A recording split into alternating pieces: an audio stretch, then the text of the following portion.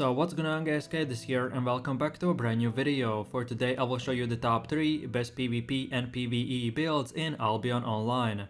So for each and every single build I will show you what abilities and armor you want to get. Then I will explain every single skill and demonstrate you the best skill rotation that you want to use. And then lastly I will show you the best gameplay, so you would be able to get the best results and highest damage possible and much more. So no matter how much silver you have or how high or low your weapon masteries are, you can easily use these builds and follow the step-by-step guide. So if this sounds interesting to you, then let's get right into it.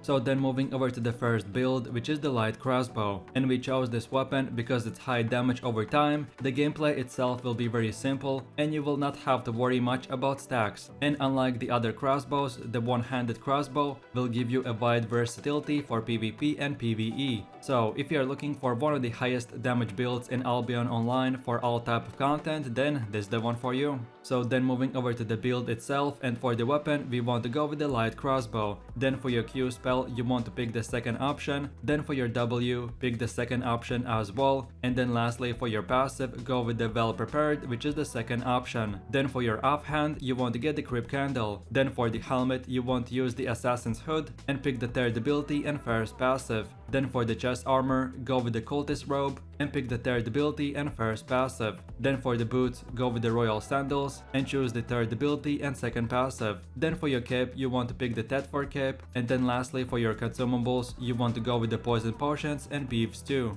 Okay, so now let's go over to the gameplay where I'll show you the best way to play this build and how to get the best results possible. So for the first Q spell we have the explosive bolt, which will fire an explosive shot dealing bunch of damage to the enemies in 3-meter range. So you just simply press the Q button and whenever your mouse cursor is that direction the shot will be fired. Then the second skill, which is the W, is called the southern shot, which will shoot a debuff arrow that decreases the enemy's resistance, and you can only shoot this ability by locking on the enemy. Then for the third skill, which is the E button, we have a skill called the exploding shot, and this will shoot a sticky bomb dealing bunch of damage at the start, and then after 2 seconds the real explosion will happen and deal even more damage. And again you can lock on the target so you can't miss the skill, and the explosion will do damage in 5-meter radius, so you can use it to AoE farm mobs. Then moving over to the R skill, which is called the cultist robe, and this ability will make your character regenerate health and energy, while at the same time giving you damage resistance. Then the next skill is called the meditation, and this will increase your cooldown rate by 80% while channeling the ability. And then lastly for your F ability we have the defenseless rush, and when activating the skill it will increase your movement speed by 75%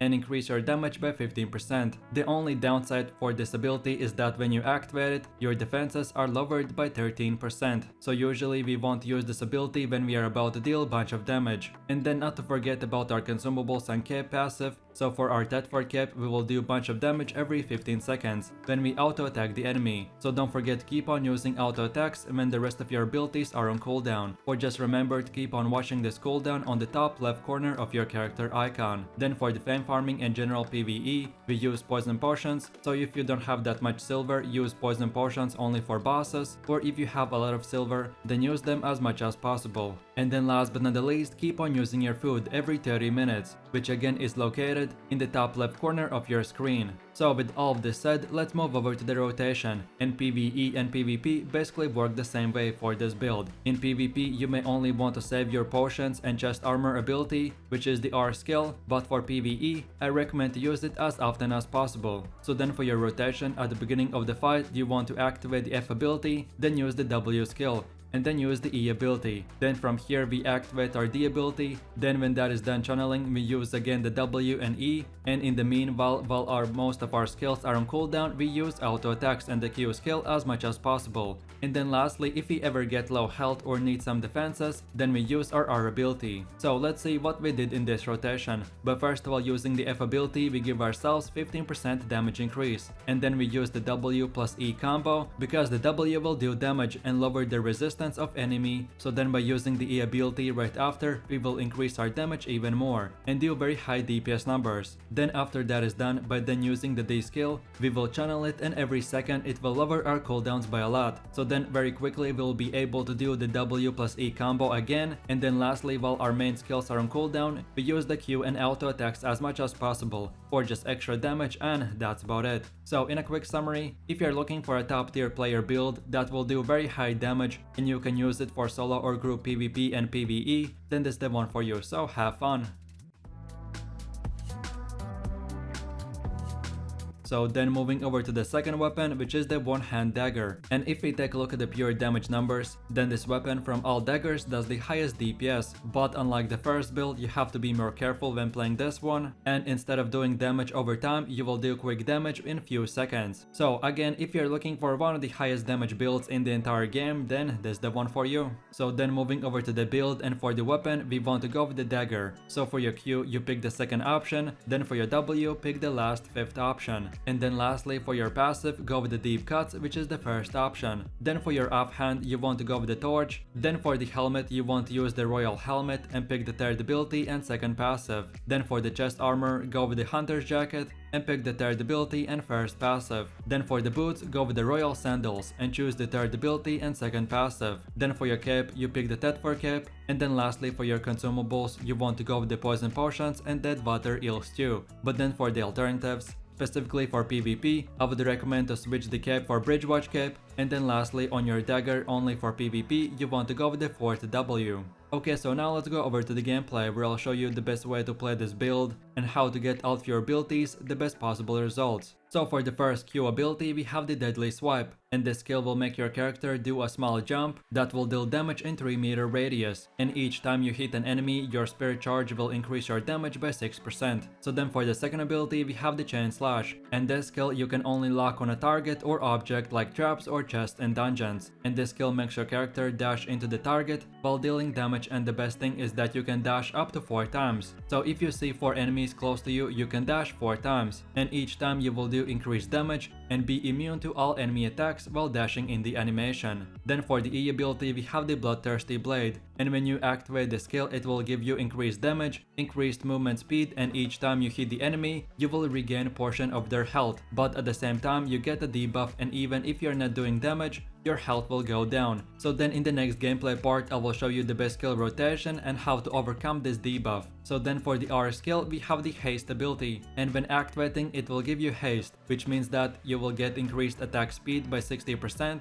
and all damage you will do will be increased for 20% as well. Then the next skill is called the Ballista Support Fire, and this is a simple crowd control that on your targeted area will shoot this barrel, and if you hit the enemy, he will get stunned for 3.5 seconds. And then lastly, for your F ability, we have the Defenseless Rush, and when you activate the skill, it will increase your movement speed by 75% and increase your damage by 15%. The only downside is that while this ability is active, your defenses are lowered by 13%, so usually we want to use this ability when we are about to deal bunch of damage. And then from our Tetfor cape, we will do bunch of damage every 15 seconds when we auto attack the enemy. And as our build is basically built around auto attacks, so you don't have to worry about this one because it will be working in the background. And then last but not the least, keep on using your food every 30 minutes. So for group PvP and PvE, I recommend the Deadwater Eel Stew, but if you're solo and still even with the lifesteal, if you run into health problems, then use the Cabbage Soup. So with all this said, let's move over to the rotation, and PvP and PvE basically work the same way. So then for the rotation, at the beginning of the fight, you want to activate the F ability, then use the D skill on the enemy, and then right after activate the R ability, and then the E skill, and then from here we just keep on being on top of the enemy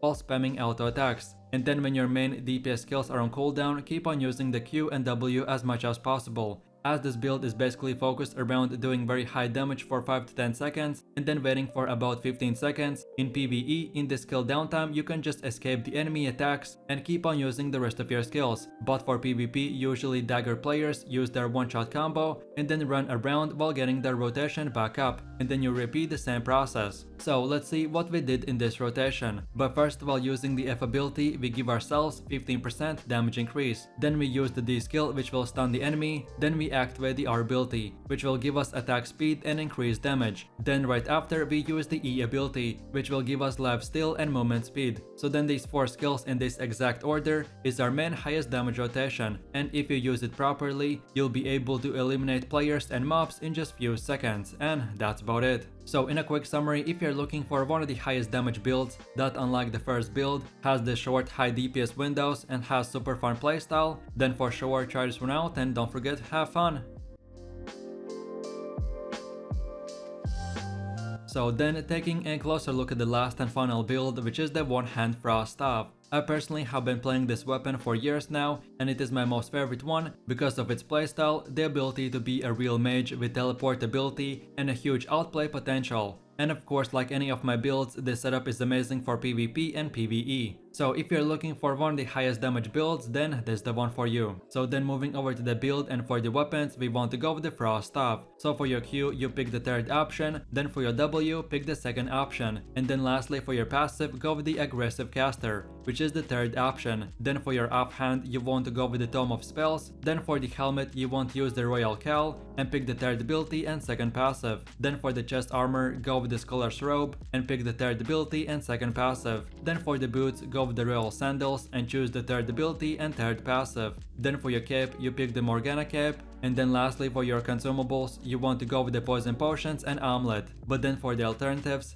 specifically for PvP, if you don't like the Royal Sandals, then go with the Cleric Sandals and pick the third ability and third passive. And then for your potions, switch from Poison Potions to Resistance Potions. Okay, so now let's go over to the gameplay where I'll show you the best way to play this build. So for the first Q ability, we have the Ice Shard, which drops this circle-shaped ice that explodes, dealing bunch of damage. Then the second W skill is called the Frost Nova, and this ability teleports you, and if you're right on the enemy while teleporting, then you will stun the enemy and do a bit of damage. Then for the E skill, we have the Freezing Wind, and this will shoot these ice shards in front of you, dealing damage to the enemy, and at the same time freezing them in place for a second or two. Then for the R skill, we have the Speed Caster, and when we activate it, we will receive 50% cast time reduction, and all of our skills will cost 75% less energy. Then for the D skill, we have the Perpetual Energy, and when using this ability, it will give us energy cost reduction to 0, so after activating, in the next 15 seconds you can use as many skills as possible, and all of them will cost 0 energy, aka mana. And then lastly for the F ability, we have the Defenseless Rush, which gives us increased movement speed by 75% and increased damage by 15%. Then as far as your cape goes, it will give us a passive that when you use your E ability, it will automatically activate this cape, which will give us an additional 50% cast time reduction. So with all this said, let's move over to the rotation, and for PvP and PvE, it basically works the same way. So then for your rotation, at the beginning of the fight, you want to activate the F ability, then activate the D skill, and then use the E ability. And then from here, we just spam the Q button as much as possible. Then when you see that your speed slows down, activate the R ability again and just keep on spamming your Q button. Then when our abilities get on cooldown in the meanwhile, we keep on using the W and Q spell, and then when our main skills are back up, we repeat the same rotation. So let's see what we did in this rotation. But first, while using the F ability, we give ourselves plus 15% damage increase. Then we use the D skill, which makes all of our abilities cost 0 energy, and then we use the E skill that activates our cape, and we spam our Q button for very quick and easy damage. Then when that slows down, it means that our cape effect ends. We activate the R skill, which is the second speed boost, so we spam the Q ability again, and that's about it. The main strength lies in how much Q abilities you can use, and as we have a lot of energy reductions, teleport, and a huge AoE spell that we basically can spam 24/7, we have everything we need for any type of content. So in my final conclusions, if you're looking for, in my opinion, the most fun and highest damage build in Albion Online, then for sure check this one out, and I hope you have fun. So with that said, I really do appreciate everyone for watching, guys, and I hope you enjoyed it. If you have any suggestions, feedback, or other good Albion Online builds that you would like to see in the next video, then feel free to leave your comments in the comment section down below. And while you're doing that, please click like, subscribe, and enable that notification bell, so this way you could support the channel and you wouldn't miss any more amazing content from me. With all this said, you have an amazing day, and I'll catch you in my next video. So take it easy, peace.